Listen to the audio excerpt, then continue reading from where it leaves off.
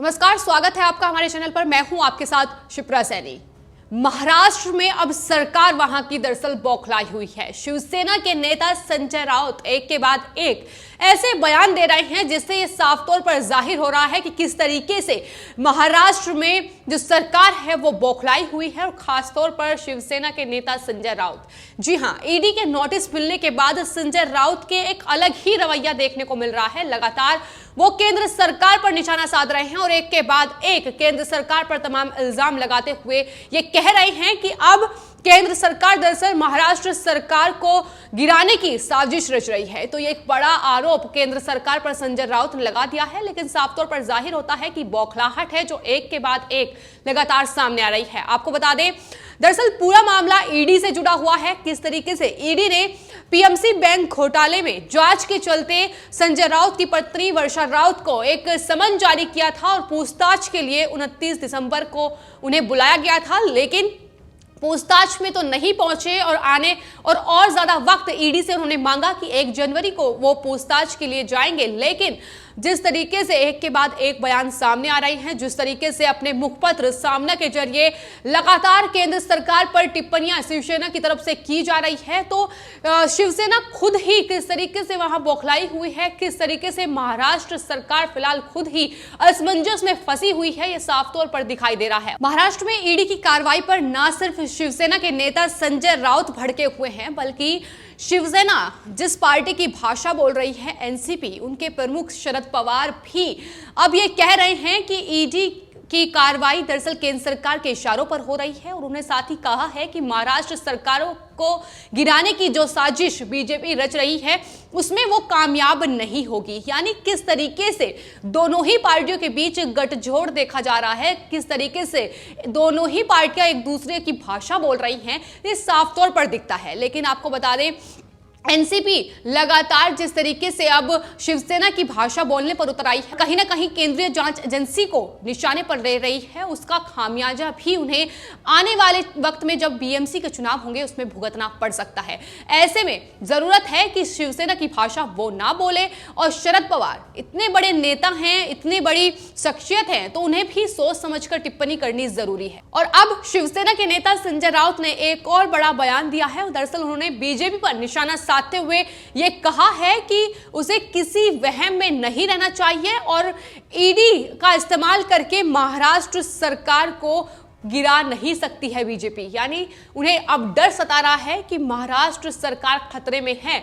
लेकिन आपको बता दें, जिस तरीके से लगातार शिवसेना के नेता संजय राउत हों या फिर अपने मुखपत्र सामना के जरिए महाराष्ट्र के मुख्यमंत्री उद्धव ठाकरे हों, जिस तरीके की टिप्पणियां वो कर रहे हैं, जिस तरीके के बयान दे रहे हैं, जिस तरीके से लेख लिखे जा रहे हैं, वो साफ तौर पर दिखाई दे रहा है कि किस तरीके से लगातार केंद्र सरकार पर झूठे इल्जाम शिवसेना की तरफ से लगाए जा रहे हैं। और पहले भी शिवसेना देश को तोड़ने की बात कह चुकी है। इसके अलावा चीन पर भी शिवसेना की टिप्पणी आई। तो वहीं हाल ही में जिस तरीके से ईडी ने अपनी कार्रवाई की पीएमसी बैंक घोटाले को लेकर, उस पर भी शिवसेना बौखला गई और ये तक आरोप लगा दिए कि दरअसल ईडी जो है केंद्र सरकार के इशारों पर काम कर रही है, ईडी का इस्तेमाल सरकार कर रही है। तो तमाम तरह के इल्जाम लगा दिए, और यही सबसे बड़ी वजह है कि दरअसल अब महाराष्ट्र सरकार खुद ही अपने लिए खाई खोदने का काम कर रही है।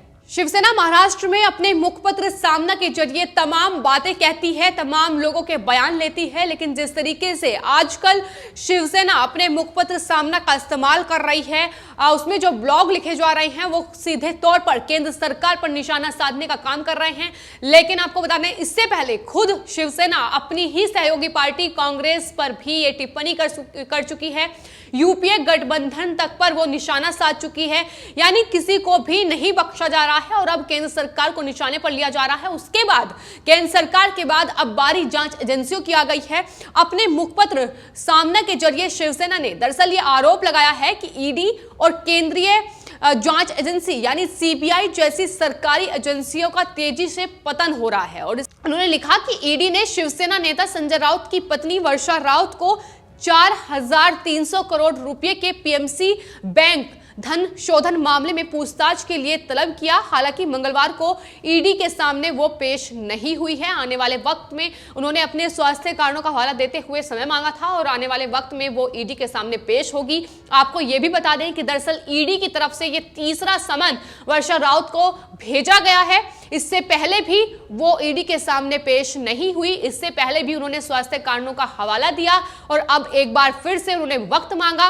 और यही वजह है कि दरअसल पीएमसी बैंक घोटाला जो कि महाराष्ट्र सरकार की नाक के नीचे हुआ, उसमें अब वर्षा राउत का नाम सामने आ रहा है। उसमें शिवसेना के नेता संजय राउत के करीबी परवीन की गिरफ्तारी हो चुकी है और उसी सिलसिले में ये पूरी पूछताछ होनी है। जो पैसों का जो ट्रांजैक्शन हुआ है उसकी जांच होनी है। इसी सिलसिले में दरअसल ईडी ने यह समन वर्षा राउत को जारी किया है, लेकिन इसको लेकर भी अब शिवसेना केंद्र सरकार पर ही निशाना साध रही है और कह रही है कि केंद्र सरकार के इशारों पर ही ईडी काम कर रहा है। लेकिन ये याद रखना होगा शिवसेना को, दरअसल ईडी एक जांच एजेंसी है जिसे जांच करने का अपना पूरा हक है और कहीं ना कहीं यही बौखलाहट है कि अब एक के बाद एक जो बयान सामने आ रहे हैं और ये सबसे बड़ा बयान कि दरअसल महाराष्ट्र सरकार को गिराने की एक साजिश बीजेपी की तरफ से हो रही है। और ये कहा है संजय राउत ने कि 1 साल से ये पूरी प्लानिंग बीजेपी कर रही है, लेकिन बीजेपी इसमें नाकाम नहीं होगी।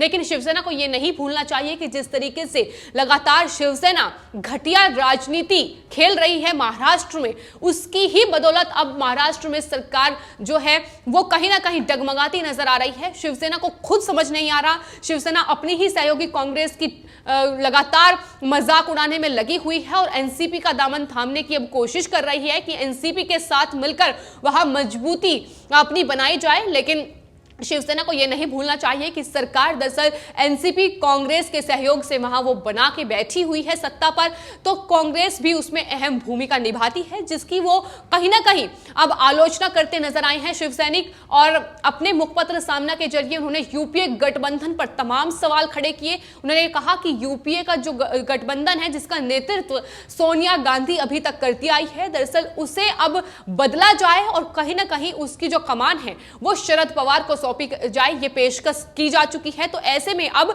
महाराष्ट्र में जो समीकरण है राजनीति के, वो खुद ही शिवसेना अपने ही दम पर बदल रही है, अपनी ही बातों के जरिए वहां लगातार खाई अपने लिए खोद रही है और उसका जो आरोप है अब वो केंद्र सरकार पर लगा रही है। तो शिवसेना खुद ही असमंजस में फंसी हुई है और बौखलाहट में तमाम नेताओं के तमाम बयान सामने आ रहे हैं, लेकिन वहीं बीजेपी भी पूरी तरीके से पलटवार करती दिख रही है। यहां तक कि केंद्रीय मंत्री रामदास अठावले भी ये साफ तौर पर टिप्पणी कर चुके हैं कि चाहे फिर शिवसेना कितने भी तमाम आरोप ईडी पर लगा ले, लेकिन ईडी एक स्वतंत्र जांच एजेंसी है, उसे जांच करने का पूरा हक है और कोई भी एजेंसी केंद्र सरकार के इशारों पर काम नहीं कर रही है।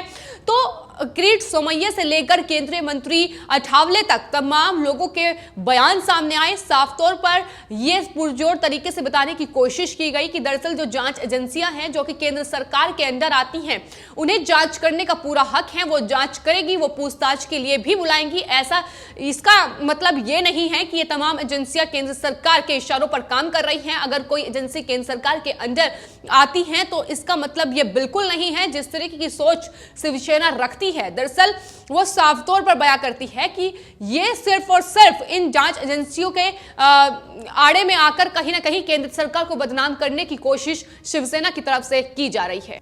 और अगर बात शिवसेना के नेता और राज्यसभा सांसद संजय राउत की जाए तो संजय राउत ये इस तरह की टिप्पणी के लिए ही जाने जाते हैं, वो अपने विवादित बयानों के लिए ही जाने जाते हैं और कहीं ना कहीं वो समय समय पर ऐसे बयान देते नजर आते हैं और अपनी ही फजीहत कराते भी नजर आते हैं। अब जिस तरीके से वो केंद्र की जांच एजेंसियों को निशाने पर ले रहे हैं, जिस तरीके से ईडी, एनसीबी और सीबीआई पर सवाल खड़े कर रहे हैं, वो उनकी सोच को दिखाता है कि आखिर किस तरीके की मानसिकता उनकी है और किस तरीके से पार्टी टूटने की जो अब कहीं ना कहीं राह है वो उन्होंने चुन ली है। पार्टी लगातार बिखरती जा रही है क्योंकि अपने ही सहयोगियों का वो मजाक उड़ा रहे हैं। ऐसे में शिवसेना वहां पूरी तरीके से बौखलाई हुई है। आपको बता दें, उन्होंने ये भी दरअसल कहा है कि बीजेपी द्वारा सीबीआई या ईडी किसी अन्य एजेंसी का उपयोग करने शिवसेना, राष्ट्रवादी कांग्रेस या फिर कांग्रेस पार्टी सरकार को गिराने के लिए नोटिस भेजने या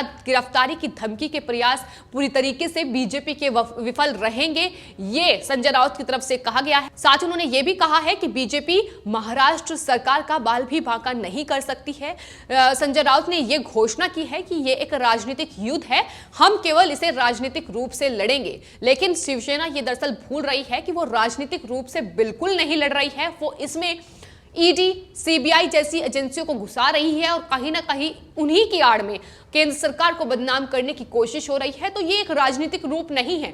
जब देश की जांच एजेंसी जो कि पीएमसी बैंक घोटाले की जांच कर रही है और उसे पूरा हक है कि वो जांच के सिलसिले में किसी भी व्यक्ति को नोटिस भेज सकती है, फिर चाहे वो शिवसेना से जुड़ा हो या फिर बीजेपी से जुड़ा हो, तो ऐसे में ये सवाल उठाना कितना गलत है, ये साफ तौर पर जाहिर होता है। और महाराष्ट्र में जिस तरीके से अब राजनीतिक जो समीकरण है वो लगातार बदल रहे हैं, शिवसेना का झुकाव एनसीपी की तरफ हो गया है, वहीं कांग्रेस को वो कहीं ना कहीं पीछे धकेलती नजर आ रही है। तो कांग्रेस को भी इस पे विचार करने की बेहद जरूरत है कि किस तरीके से कांग्रेस को अब शिवसेना ने बेदखल कर दिया है और कहीं ना कहीं एनसीपी के साथ मिलकर वो अपना राजनीतिक जो वह है मजबूत बनाने की कोशिश में जुट गई है। तो इस पर कांग्रेस को जरूर विचार करना चाहिए। लेकिन बात रही बीजेपी की, तो लगातार बीजेपी अकेले अपने दम पर तमाम राज्यों में जीत का परचम लहरा रही है और शिवसेना को यही चीज है जो खल रही है और इसी की ही बौखलाहट है जो लगातार निकलकर सामने आ रही है।